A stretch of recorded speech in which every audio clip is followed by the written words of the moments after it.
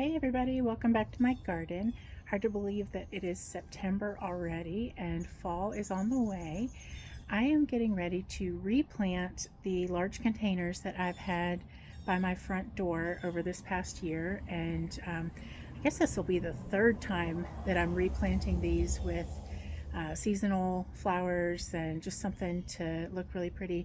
You might remember in my last video about these planters, I put in some Lady Jane Cowell hibiscus topiaries, and those had gotten quite large, and the planters they were in, because they kind of are conical, it just didn't have enough weight on the base to support the upper weight of the plant. So it kept falling over every time we had a thunderstorm, which is basically every day in the summer here. So just not the most long-term manageable solution. Could have pruned them back, but still just not the best option.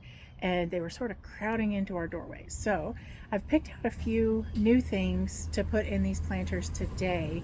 But first of all, sorry, big truck. First of all, I want to talk about irrigation. And yes, I'm talking about containers and irrigation. And my plan with these containers is to connect them to the micro irrigation, the drip system that I've recently installed in one of the zones of our regular household irrigation system.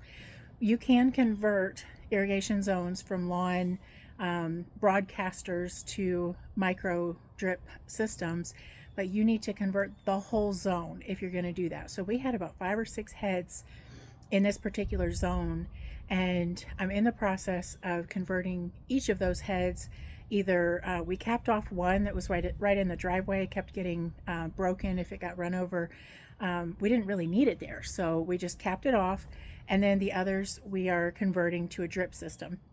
So for these planters, because they are up under this little porch overhang here, they don't really get direct rain, even when we have those regular afternoon thunderstorms. So adding them to the drip system is going to make a huge difference in keeping these plants healthy and hydrated. So I've cut a couple of feet, probably about 3 feet here, of the 1/4 inch drip tubing, and what I'm going to do is put this into the container before I add more soil. So I've emptied these out. I'm still using, these are just some basic Living Solutions or whatever Home Depot planters. I've got these, I think they're called Daisy. The label came off this last time, where it lifts up the bottom of the soil, and this one only raises it about 3 inches, but that prevents the soil from being soggy. If if the container is holding water at the bottom, then it's not in the soil, it's not in the roots. Now, I had tons of roots grow through these holes down into the bottom of it, but they dry out in between watering.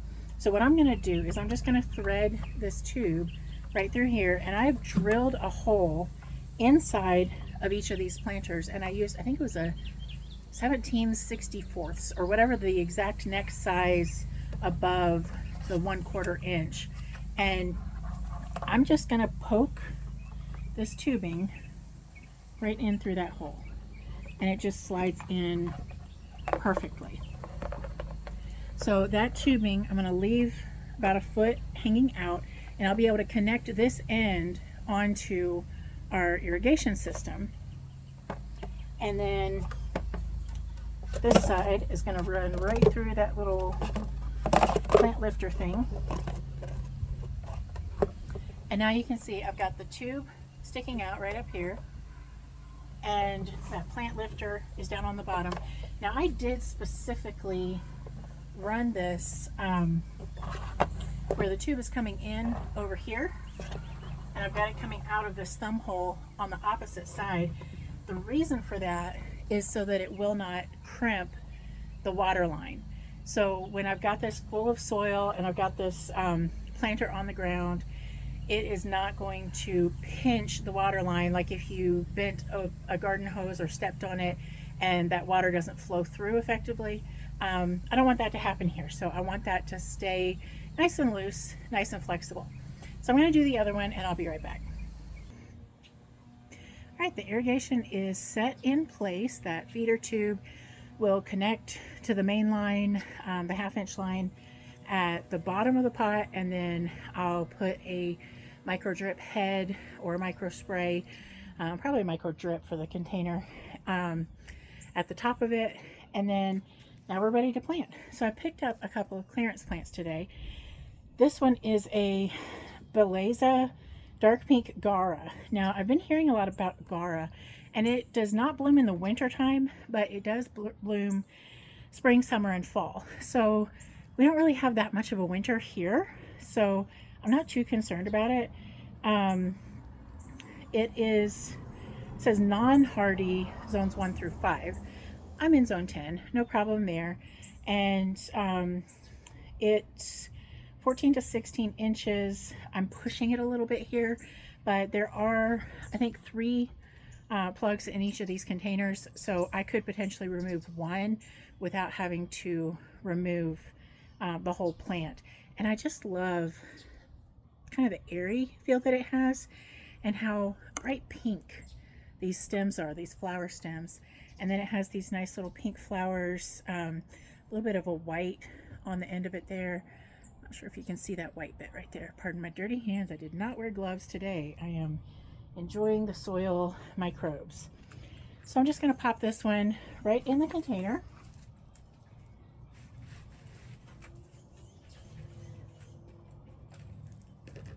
And while it was off camera, I did add 25 quarts of my go-to Miracle-Gro potting mix. You do want to specifically pick a potting mix, not a garden soil or a topsoil, even a raised bed soil. Those are made to work with your existing ground.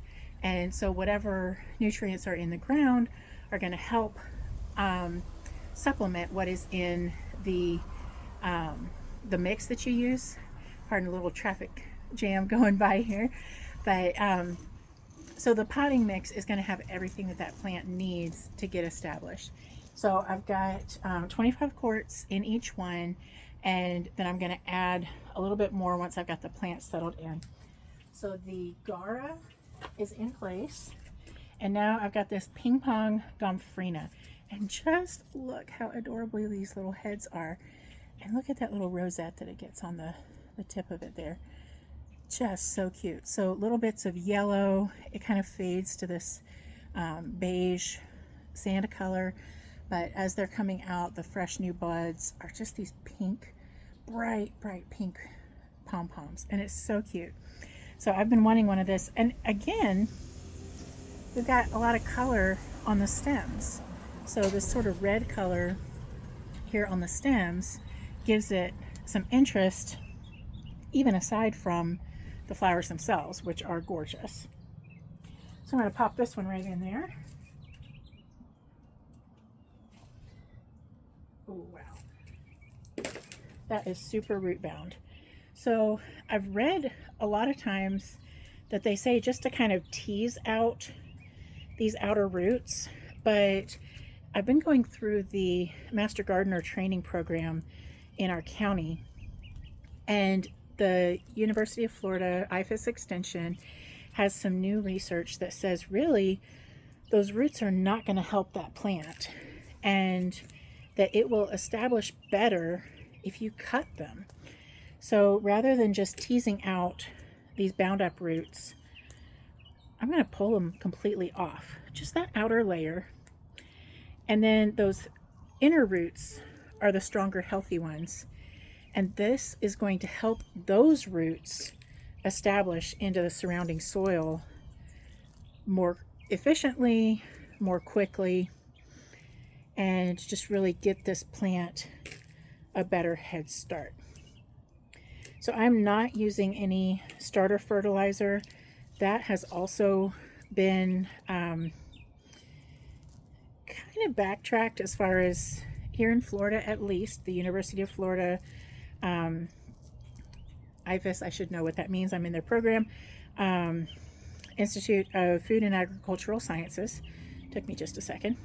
So this is a much stronger, healthier root. I think that one is better to leave it on, but these tiny little hairy roots just those fine ones where it's bunching up on the edges. I'm just pulling those right off.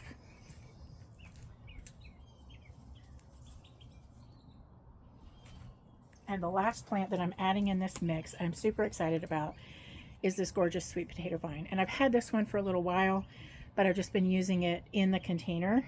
And there's actually a tuber coming out of the other one. I'll show you that in a second. But this has a small pink flower that looks a lot like morning glories. And the mature leaves are this nice deep burgundy purple.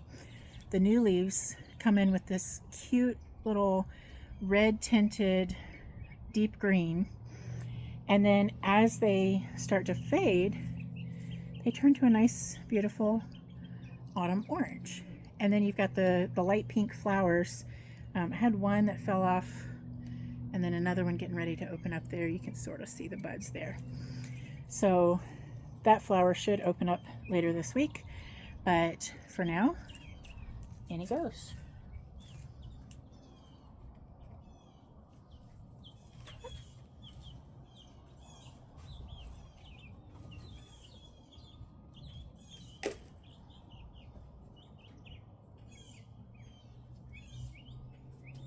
So the soil on that particular container, it's a much smaller container, much more shallow.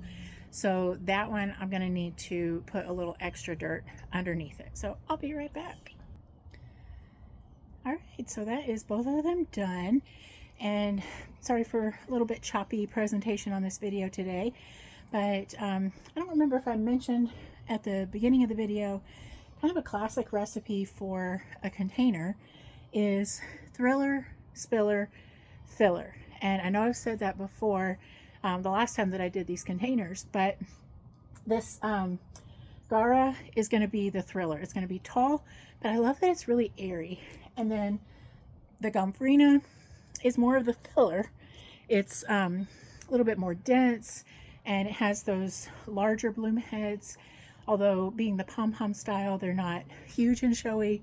But then the sweet potato vine obviously is the spiller style, where it is just running right down the side of the container here. So classic container options of blending what you have in layers. Now this is a very monochromatic container. That burgundy purple of the sweet potato vine, the bright pink of the Gomphrena, and then the kind of more orangish pink of the gaura. They're all working together. The Gomphrena and the gaura both have some pink coloring to the stems, so very much a single palette container, and I'm okay with that. I actually think that it's great. And pink in autumn, why not? If you love it, go for it. So I will say one thing as a sort of a disclaimer, because I did mention the IFAS Master Gardener class. I am registered in that. We're up to, I think, about week 3 right now. And I was talking to our Master Gardener coordinator about my channel. Excuse me for that. So my channel is not currently monetized. I am not making money off of these videos.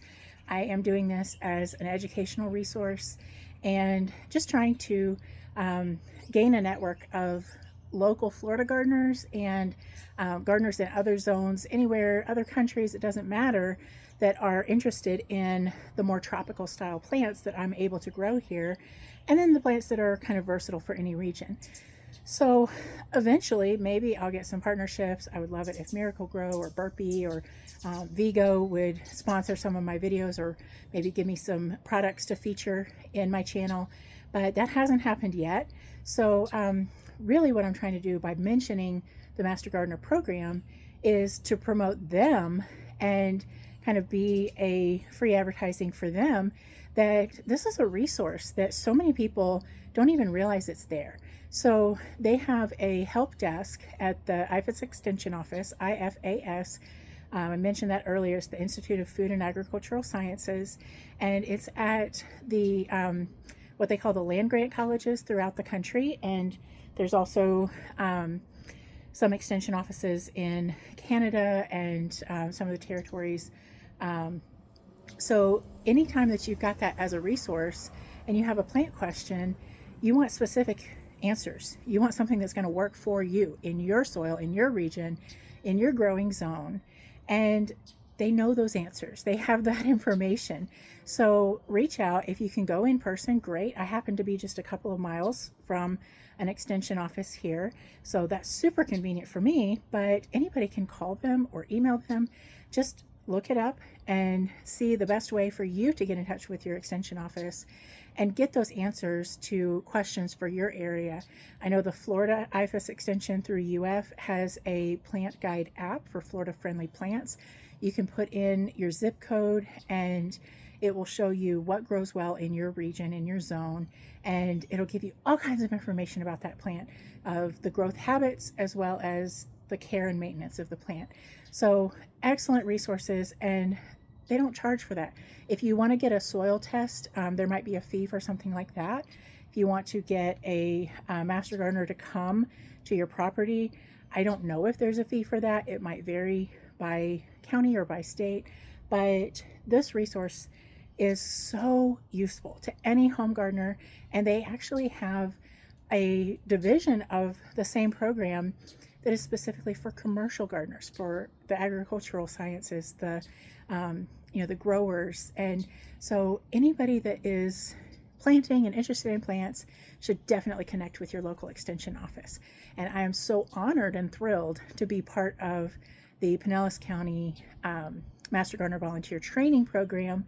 And once I've gone through that program and completed the initial volunteer requirement, then I will be a certified Master Gardener Volunteer. But that's not something that I use to make money off of, or to exalt myself or say, hey, look at me, except that I'm using science-based information and research-based information to help you as a gardener be successful. And that's what I want. I want you to enjoy your garden. So I hope that you enjoyed this video. I hope that you were helped by it. I hope you learned something, and I hope you get a chance to enjoy your garden today. See you next time.